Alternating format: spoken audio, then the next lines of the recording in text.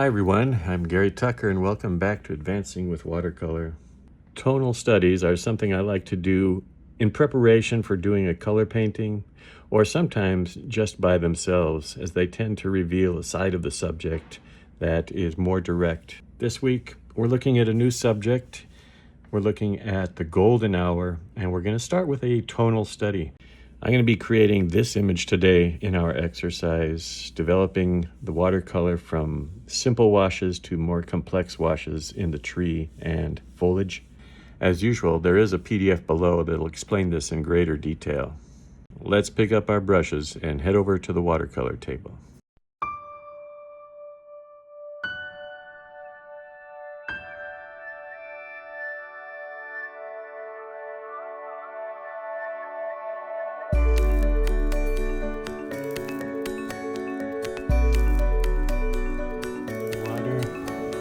And I'll make a mark, see what it looks like. I think that's going to be okay.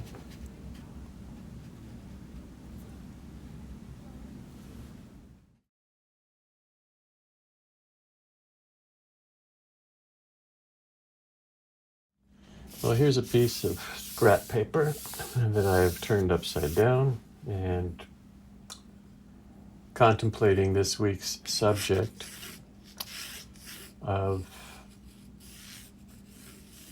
a moment in nature we call the golden hour. This is when the sun is just going down and illuminates the sky to look like it's filled with golden light. The scene is more complex than that. I have a small path or road, a field, a tree, a little bit of a mountain behind. And I'm looking against the light. Contre-jour, which means that the sun is going down right about here. And because of that, we're going to try and make use of a graded wash to create the effect that the sun is breaking through some branches, illuminating the area behind the tree, casting a shadow from the tree, and capturing this golden hour in that way, where the sun is in front of us. We could do it in the other way, where we're looking away from the sun. We might try that in another piece, but for now, let's think about this one. So I'm making some simple lines here, light lines, that represent the path that kind of leads us in.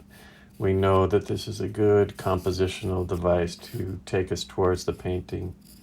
The focal point, primarily through here, where we see a contrast of the lower part of the tree against some bright grass in the field, some shadows, the fence starting to move across this way. So there's a lot going on, a lot of contrast, hard edges, dark against light through here. And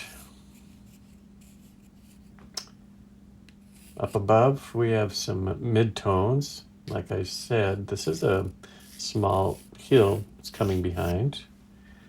It's a distant line of trees, low-lying trees. Another tree here, some grass coming across here. Some tall summer grass through here. An opening where we see more of that golden field. So the first challenge really is to, once we get the drawing to our liking, is to start to consider the tonal arrangement. I'm thinking a very bright field using the white of the paper through here.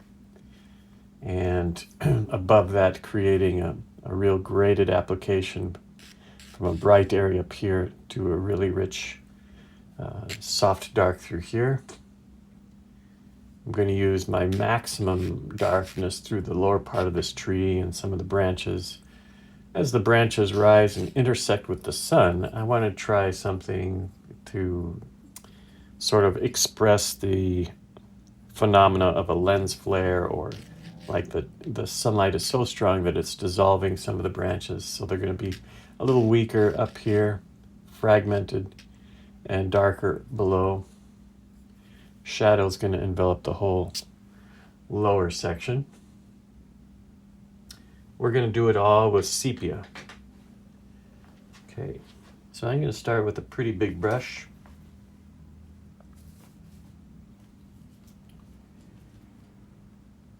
And think about this subject in terms of parts.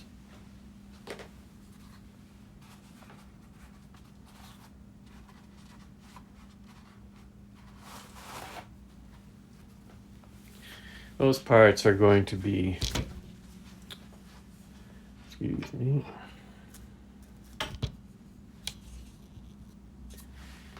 those parts are going to be background, midground, foreground, and beyond that sort of a light dark. So I'm going to start with the background.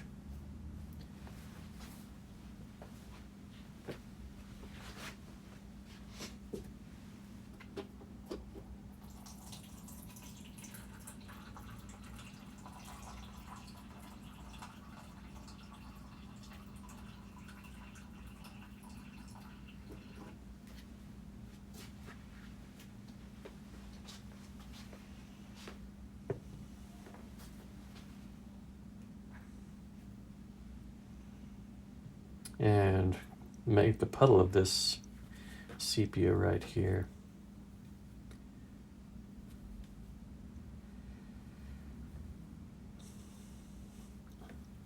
Big puddle of it.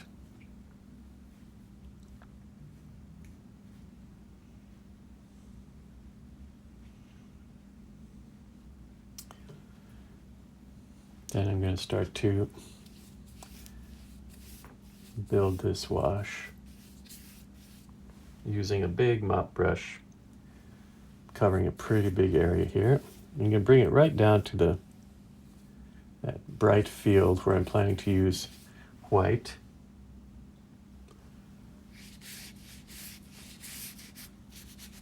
And leave a little white through here also.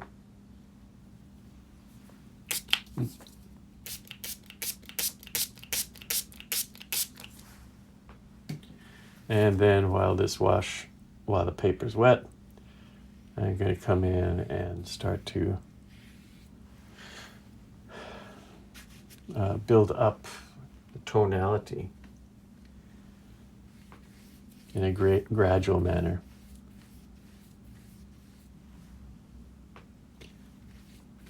Wet into wet.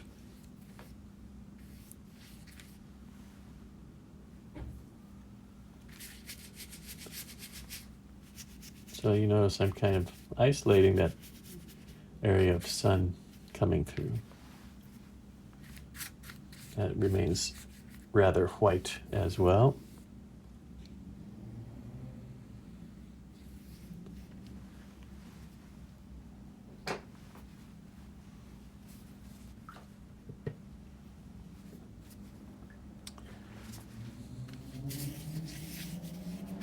But I want it to be sort of soft and ethereal.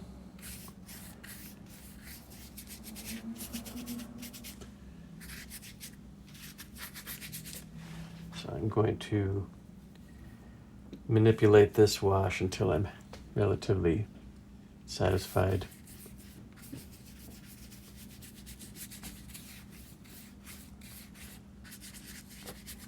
I'm putting on some strokes, but I believe they're all going to sort of fade away because we're working on a wet surface.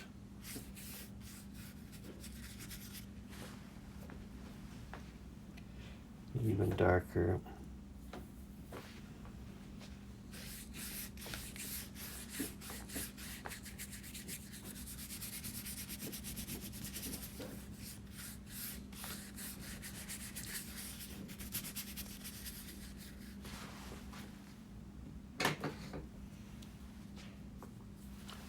Let's turn this over and get the wash back down this way.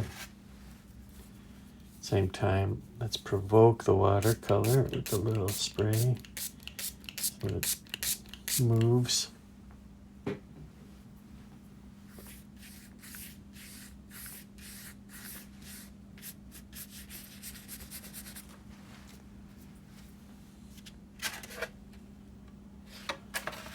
Something like that.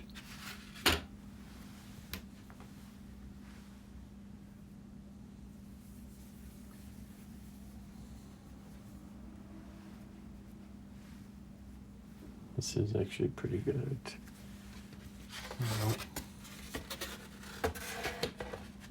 Let it come back down a little bit.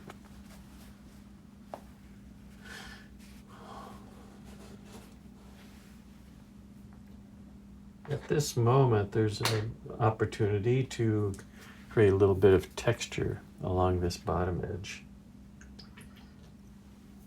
So I pick up some of that same brown. Once I turn this over,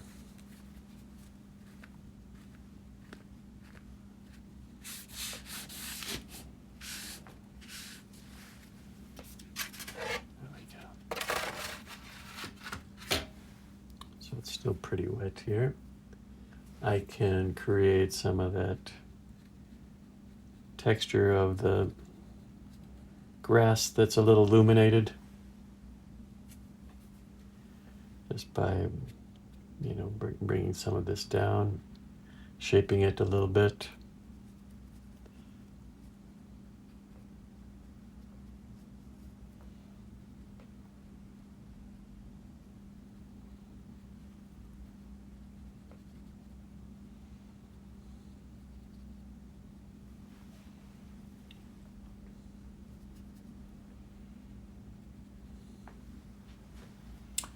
Like so.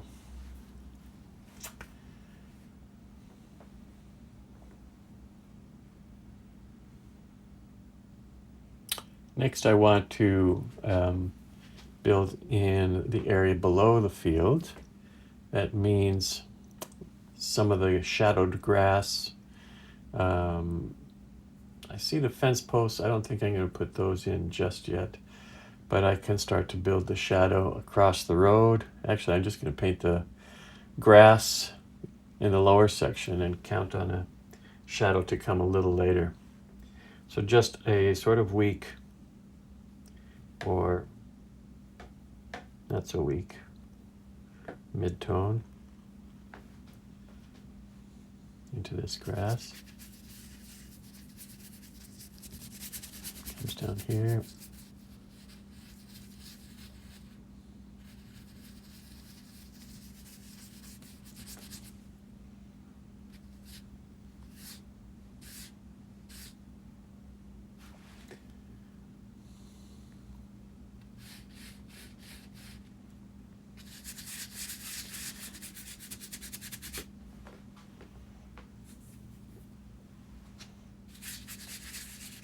That's why I like this brush. It's really easy to describe grass and trees and this sort of thing.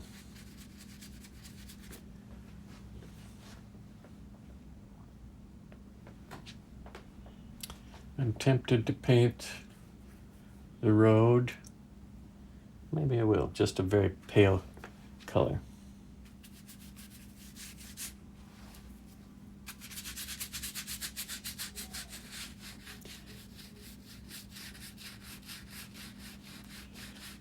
There we go.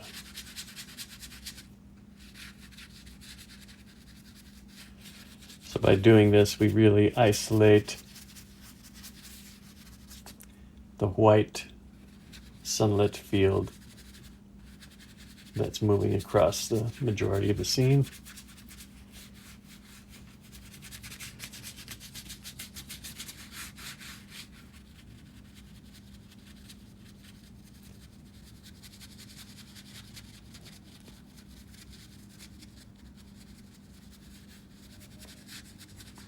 Just trying for a little texture, pattern of texture through here. Break up some of the hard edges. Oh, we isolate that brightness in the back, right?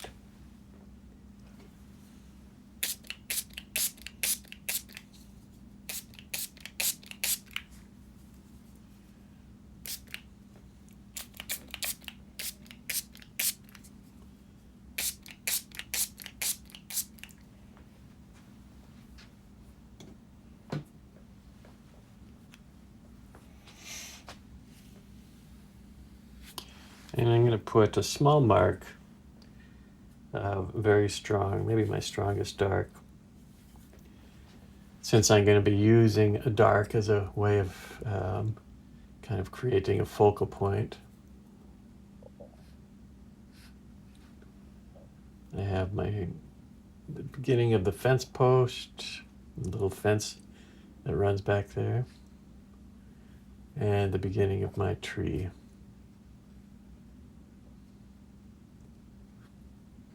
This is kind of my focal area, so I'm just marking that now. It's not a bad idea to compositionally state that so that you have a little bit of a guide or understanding.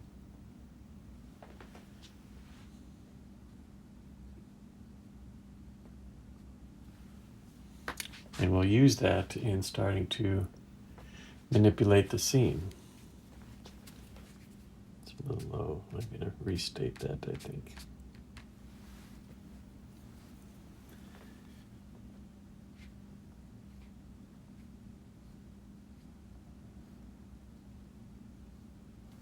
There we go.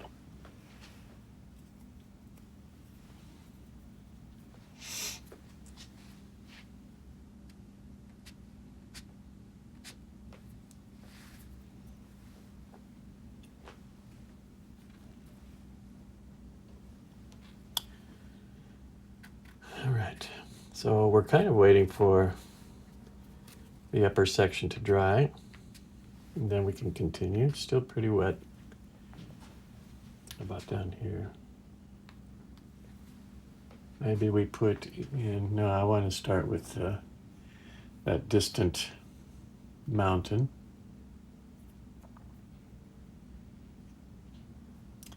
Distant trees after that.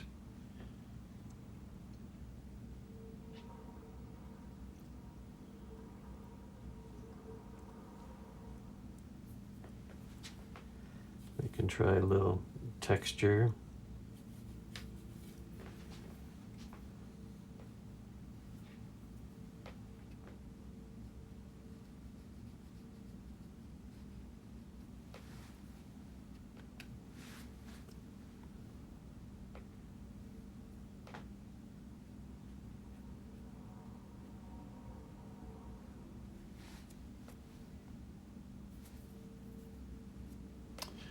I think it's better to let this dry.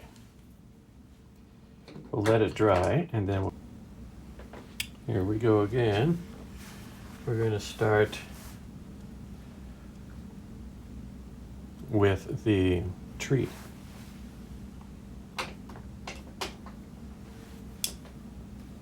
Main tree. So I have a beat up brush that I have here, and I'm going right to the strongest version of my sepia color. I'm going to start to build up some dry brush here.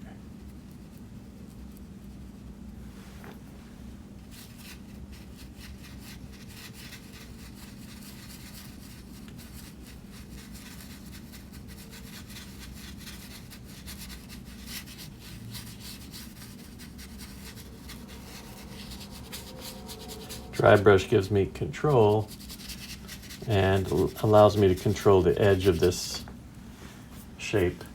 If I want the sort of rough texture that I'm creating now.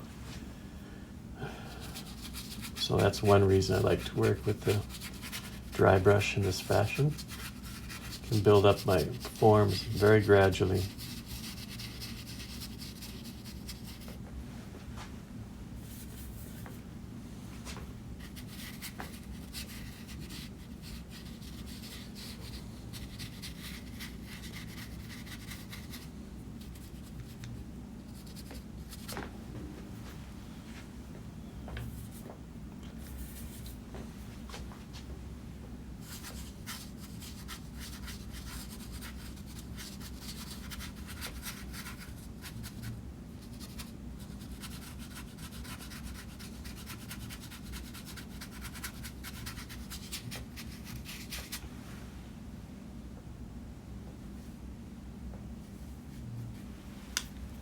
Sometimes even this mop brush works well.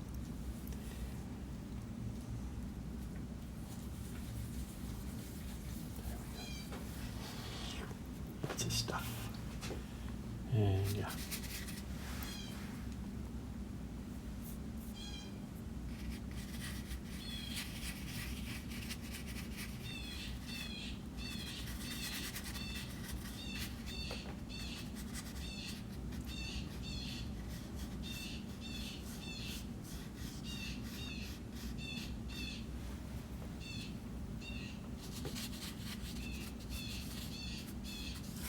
I like these brushes because they don't allow me to be too precise.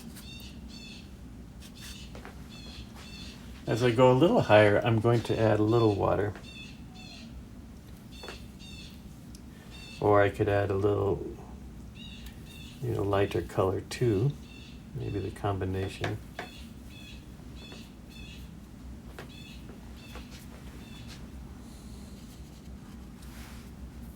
So that it's kind of fading a little bit.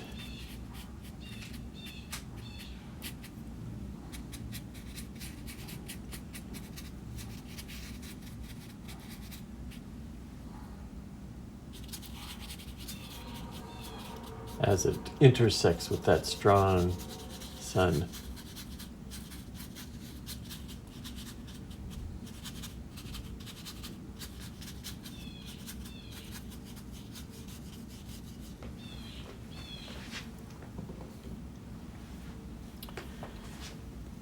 Some branches.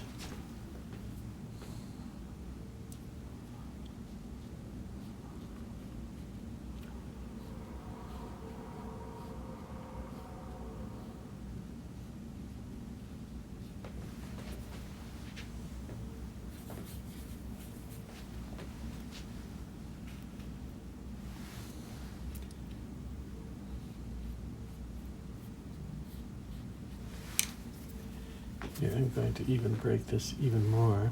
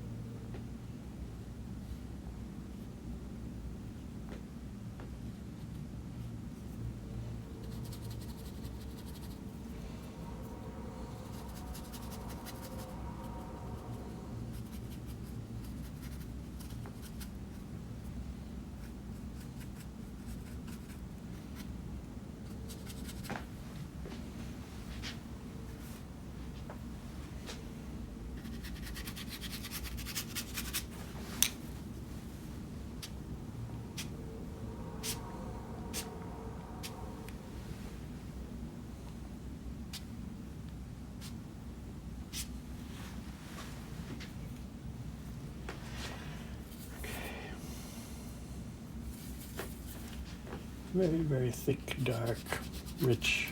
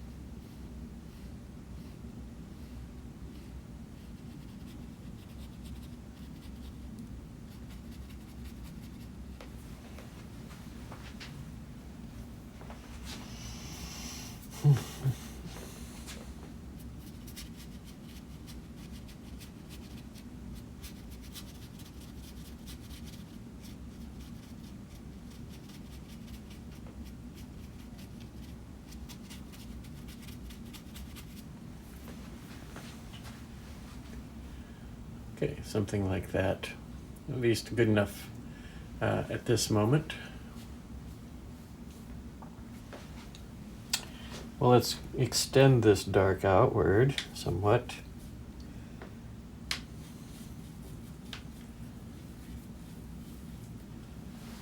Right, we have a nice shadow coming towards us. And we have a shadow moving down the road. Let's do those first. I want to take advantage of watercolor's nature of being working wet under wet.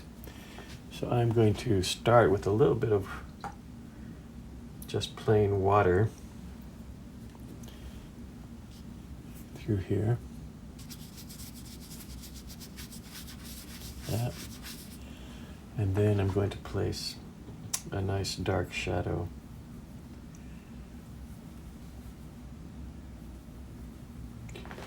into the road.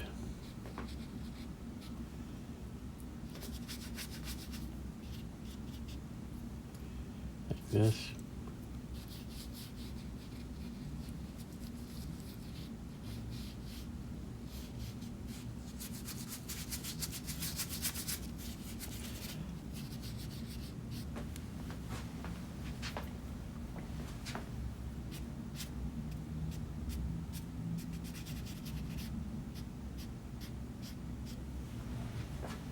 A little darker.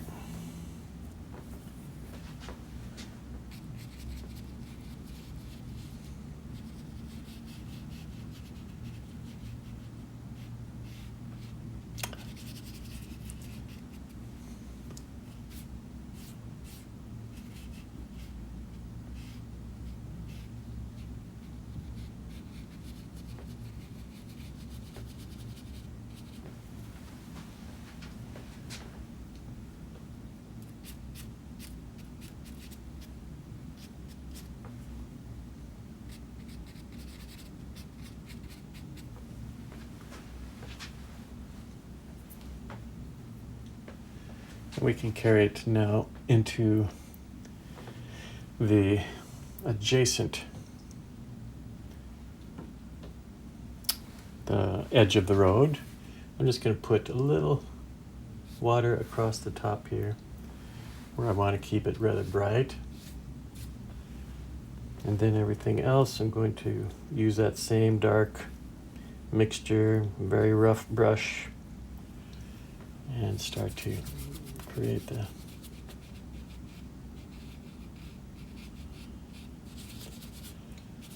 shadow moving across here as well.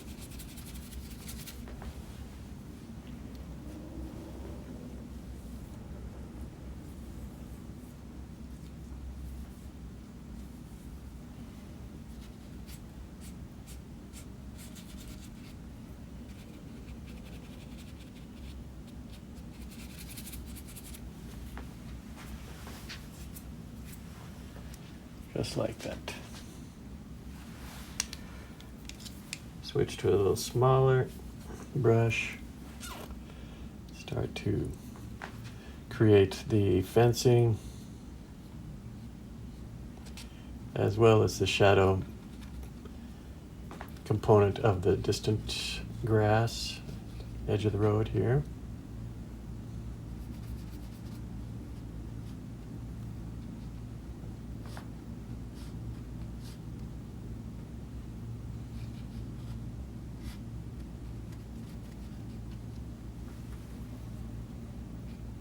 It's a focal point, so I'm a little careful, a little wary.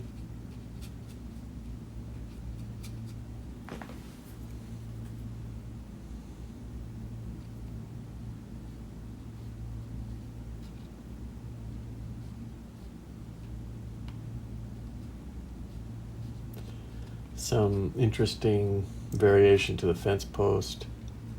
It's getting further away, so let's get a little closer.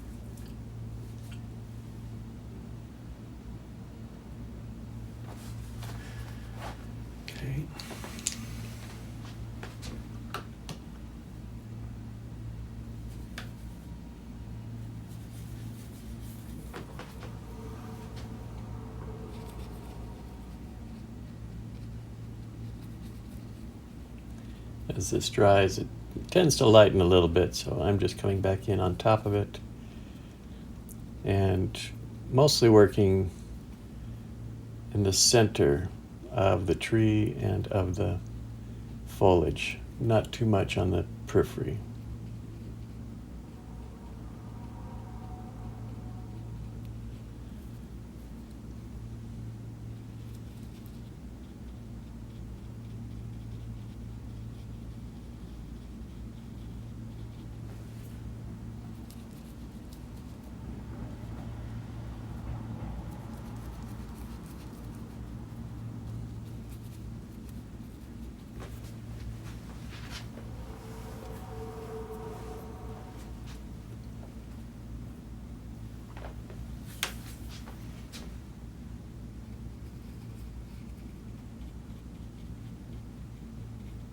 Smaller touches,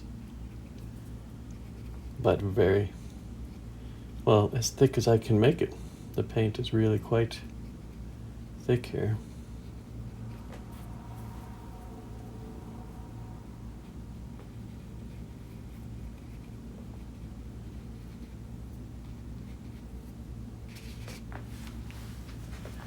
I'll leave that upper spot for a moment.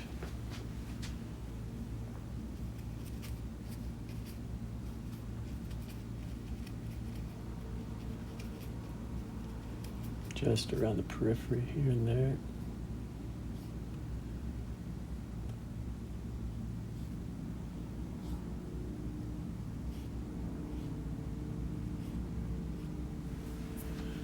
Like that, so it feels like the sun is really breaking through.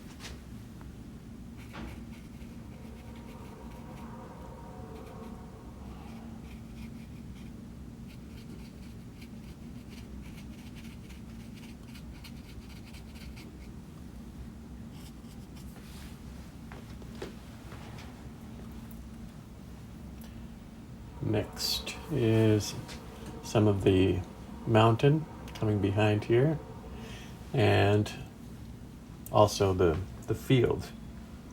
I'm sorry, the distant trees. Let's do that now. I'm going to start with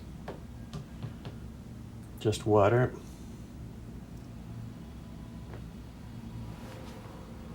Coming up through here.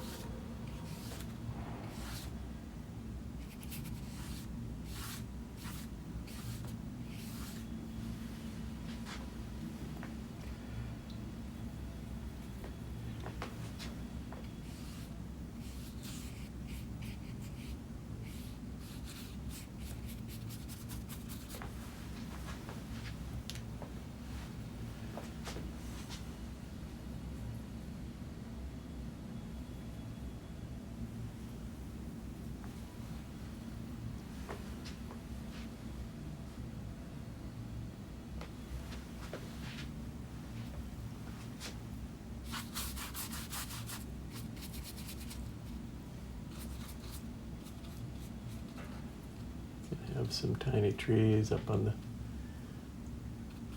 mountain.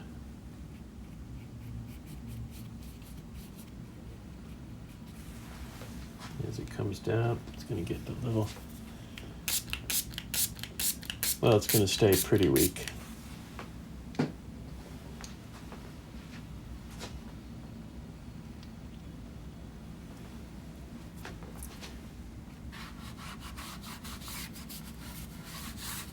Come right down to the bottom.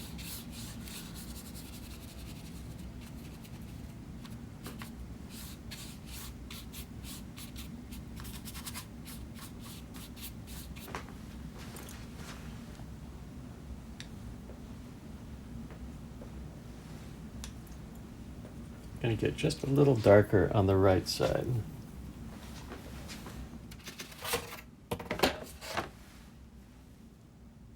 Right, so we'll keep mostly water through here.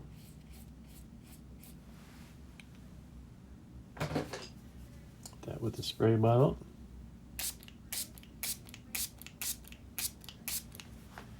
And a little darker as the area moves away from the sun, right through here.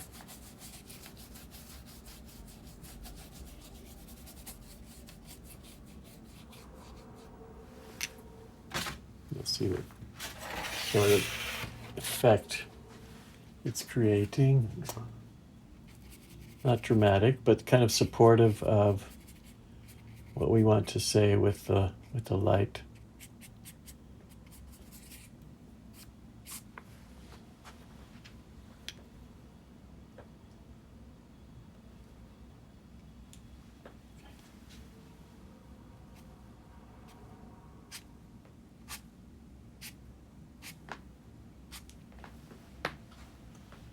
Then let's put some trees into this,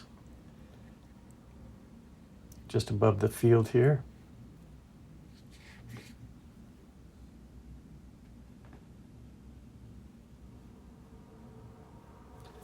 And we do that dry into wet. We don't want them to be too dark.